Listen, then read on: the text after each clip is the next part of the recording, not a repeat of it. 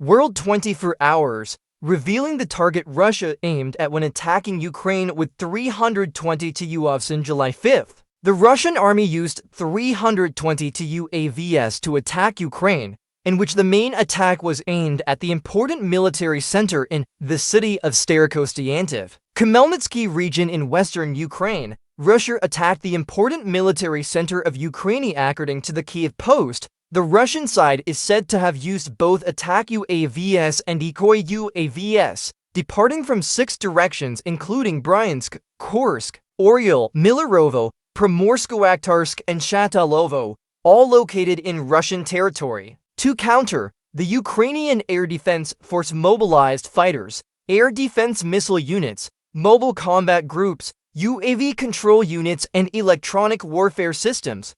The Ukrainian military said it had neutralized 292 UAVs, of which 157 were shot down and 135 were jammed or lost communication due to electronic systems. The Russian side has previously mentioned that Ukraine did not accurately determine the number of UAVs and missiles used in the raids. Because not all targets appearing on air defense radar screens were real, the main target of the attack was identified as the city of Starokostiantyv, a key military center, home to a large air base that has played an important role in Ukrainian operations. During the conflict, the base is believed to have deployed a squadron of US-made F-16 fighters. The base was previously home to Ukraine's 7th Tactical Aviation Brigade, which operates aircraft such as the Su-24M.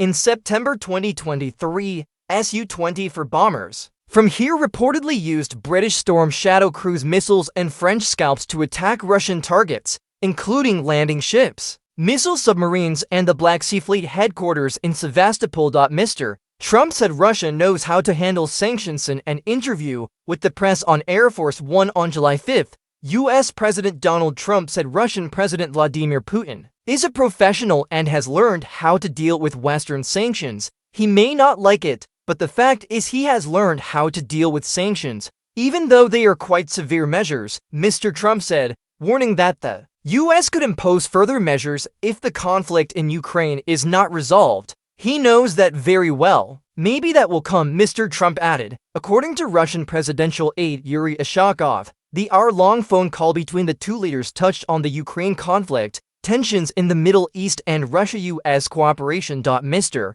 Ushakov said that Mr. Trump called on both sides to end the fighting soon, but Moscow reaffirmed that its goals have not changed and that it is still looking for a political solution to address the underlying causes of the conflict. Mr. Trump then expressed his disappointment that the peace process has not made any significant progress. Russia speaks out about the sharp drop in gas exports to Europe. According to data recently released by Reuters, the amount of Russian gas exported to the European Union (EU) in June 2025 decreased by 18.3% compared to the previous month. The reason is said to be due to maintenance activities of the gas pumping system. According to RT. Currently, the only route for Russian gas to Europe is via the Turk Stream pipeline through Turkey and southern Europe. The route remains operational after Ukraine unilaterally ended gas transit at the end of last year. Specifically, the volume of gas transported via Turk Stream in June was only 37.6 million cubic meters per day,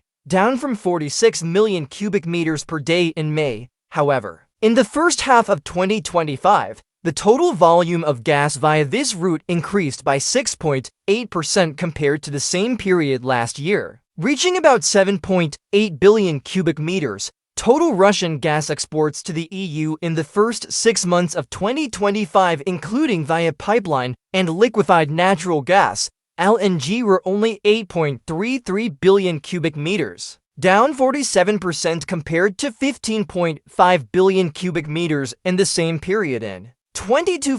Russia used to be the EU's largest gas supplier, but exports have fallen sharply since 2020 following sanctions related to the Ukraine conflict and the Nord Stream pipeline incident. The share of Russian gas in the EU has fallen from over 40% in 2021 to around 11% in 2024. Although the EU has not banned Russian gas outright, Most member states have voluntarily cut imports.